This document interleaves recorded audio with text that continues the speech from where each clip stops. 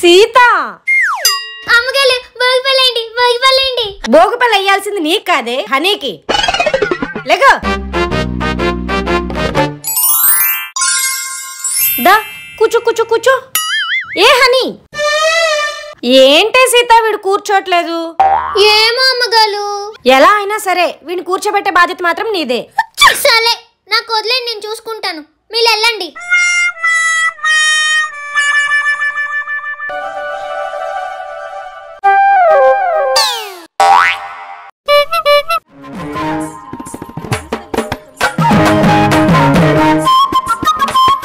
భోగి తెచ్చే భోగం నువ్వుల నూనె స్నానం,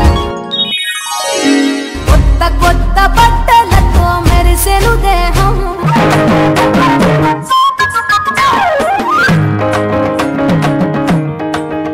సీత ఏం చెప్పి కూర్చోబెట్టావే? కదలకుండా కుదురుగా కూర్చున్నాడు.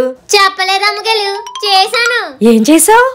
కుర్చీ ఉందా? ఉంది. ఫెవికిక్ ఉందా? ఉంది. కుర్చీలో ఫెవికిక్ వేసి పని అంటిస్తాను.